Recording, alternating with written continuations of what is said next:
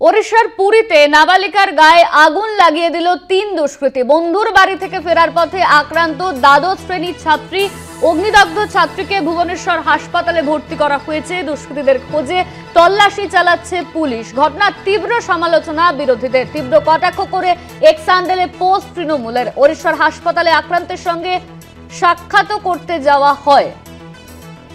ঘটনার তীব্র সমালোচনা করা হয়েছে বিরোধীদের তরফে।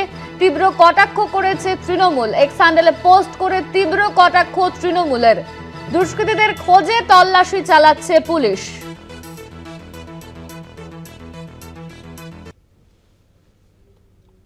बलंगा पुलिस स्टेशन और निमापड़ा ब्लॉक में एक अनफॉर्चुनेट इंसिडेंट की जानकारी हमको मिली थी, जिसमें एक नाबालिका जो है 16 साल की एक बिटिया उसको आग लगाने की खबर हमको मिली थी। एंड वो जो बिटिया है हमारी she has suffered burn injury. तत्काल रूप से हमने एम्स में बातचीत किया और ट्रॉमा और इमरजेंसी केयर के लिए अरेंजमेंट्स भी किया गया है। আর এই ঘটনার পরিপ্রেক্ষিতে নারী ও শিশু কল্যাণ মন্ত্রী শশী পাজা তিনি ঠিক কি বলেছেন শুনুন। একটি 15 বছরের মেয়ে আবারও পুড়ে গেল। প্রধানমন্ত্রী জি, আপনি বেটি পড়াও বেটি বাঁচাও বলেছিলেন একটা প্রকল্প, এটা তো বেটি পড়াও প্রকল্প মনে হচ্ছে আমাদের। উড়িষ্যা গভর্নমেন্ট সরকার, এটা আপনাদের সুশাসনের উদাহরণ না কুশাসনের উদাহরণ? আর জাতীয় মহিলা কমিশন, জাতীয় শিশু সুরক্ষা কমিশন, তারা কোথায়? তারা কি শুধু যেখানে বিরোধী দলগুলো অর্থাৎ বিজেপি বিরোধী দল সরকার আছে সেই রাজ্যগুলোতে পৌঁছয়? আর যেখানে বিজেপি শাসিত রাজ্য আছে সেখানে তো তারা পৌঁছন না কেন? হঠাৎ উধাও হয়ে গেলেন, তাদেরকে আমরা দেখছি না। এই যেটা ঘটনা হলো, এই 15 বছরের মেয়ে উড়িষ্যাতে পুরীতে, এটা কিন্তু ক্রিমিনাল নেগলিজেন্স। এই অবহেলা কিন্তু শাস্তির দাবি রাখে।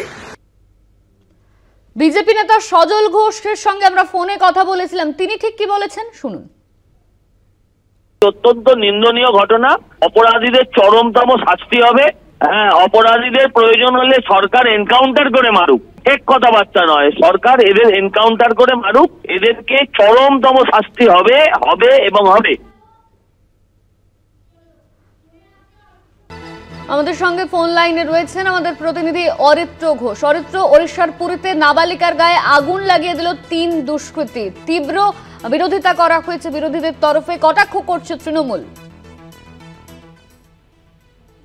এই মুহূর্তে খবরের শিরোনামে, তার কারণ গত সপ্তাহ থেকে শুরু করে 10 দিনের মাথাতে এটি ভয়ঙ্কর ঘটনা ওড়িশাতে।